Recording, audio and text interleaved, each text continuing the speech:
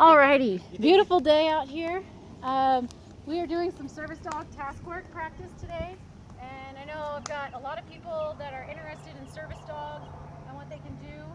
Creeper is a psychological service dog, which means that he helps with psychological conditions. One of the number one ones that I'm asked about is for anxiety. People that have anxiety and panic attacks a lot of times can get overwhelmed when they're out in public situations or when they're out in big crowds and everything like that. So one of the commands that I teach a lot of service dogs is to go find a specific person. Typically, if I'm working with a veteran, it's his wife. Typically, if it's a child that I'm working for, then it's one of their parents that we want to go and find.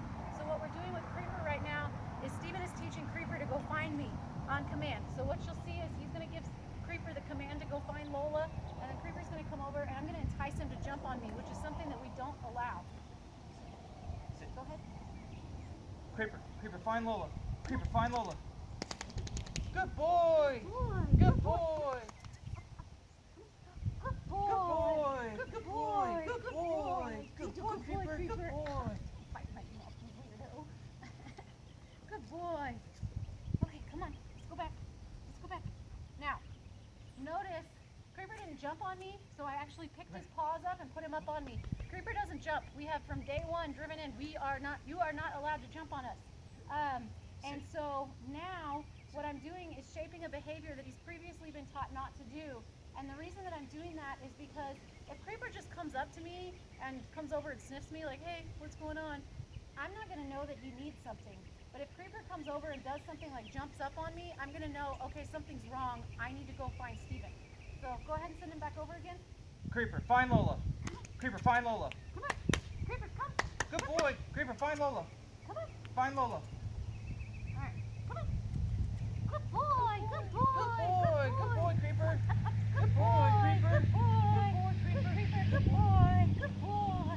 So I don't know if you noticed, but he did not get up, and that's because we have instilled in him, you do not break a stay unless we give a specific command. I didn't realize he was in a stay. Okay, Yeah. So let's not do it in a stay this time. Let's just go ahead and send him to me. Creeper, find Lola. Find Lola. Good boy. Good Good Creeper. boy. Good Good boy. boy. Good boy. Good boy. Good boy, Creeper. Now, Good boy. you guys will notice the biting on the hand. So that's something that we've shaped ever since Creeper was a 6-week-old puppy when we brought him home from the breeder. We allowed him to mouth us. Now with a typical dog, I don't allow that. With a typical pet dog, I don't allow it. I allowed it with Creeper because I knew that he was going to need it for tactile stim. But, so tactile stimulation is a grounding exercise. It's a physical input to help settle the brain down and bring you back to reality. So tactile stim, that's what he's doing when he's putting his hand on me. That's not bratty, obnoxious behavior like a typical puppy that's nipping at your fingers. We didn't allow that. What we did allow was if he would start nipping, hand would go into mouth and make him hold it. So we did a lot of just hold my hand, hold my arm type stuff ever since he's been growing up. We've gotten him used to that arm being in his mouth. And so tactile stimulation, there's several different ways that they can do it. We can teach a dog to give paw, just as same as a shake command.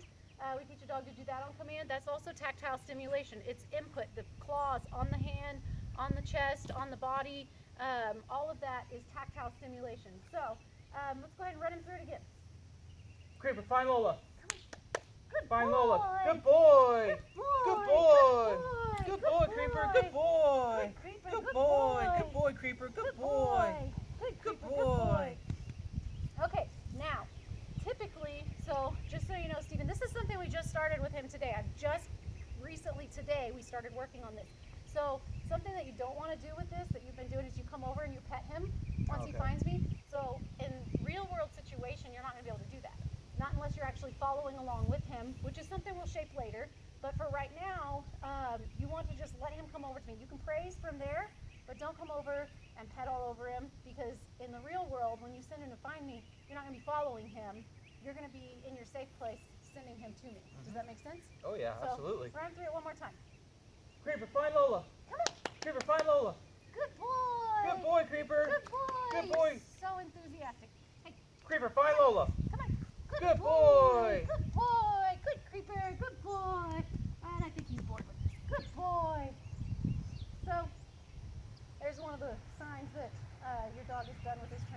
we've been out here for a good 30 minutes working with him on various things.